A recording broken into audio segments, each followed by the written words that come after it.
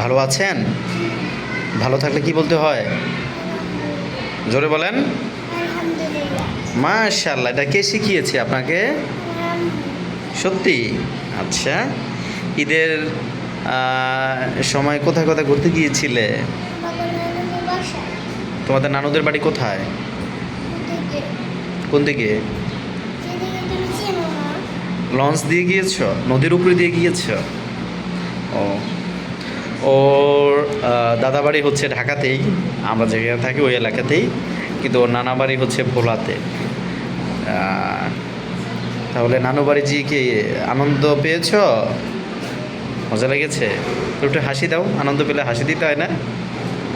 ভালো করে হাসি দাও। এইভাবে কেউ হাসে নাকি আম্মু? হ্যাঁ, আজকে ব্রেকফাস্ট করেছো? কি খেয়েছো সকালে? সকালে নাস্তা খাইছি রুটি দিয়ে পরোটা। রুটি দিয়ে পরোটা? তাও গরুর গোশত দিয়ে। তাও আবার গরুর গোশত দিয়ে? রুটি দিয়ে পরোটা গরুর গোশত দিয়ে?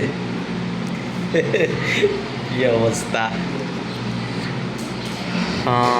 তো এখন কি করছো তুমি? ওখানে লিখতেছ? কি লিখছো? হ্যাঁ, বলো, আমাকে বলো শুনি। এখন হাতে কি লিখছো?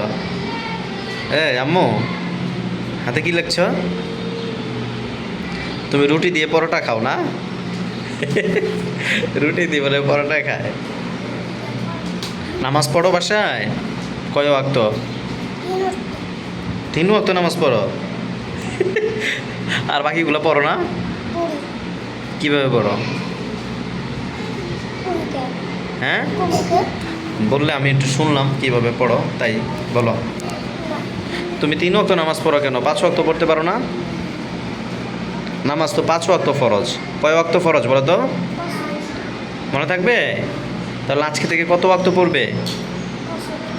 ইনশাআল্লাহ বলো, বলো ইনশাআল্লাহ। মাশাআল্লাহ, যাও, ভালো ছেলে।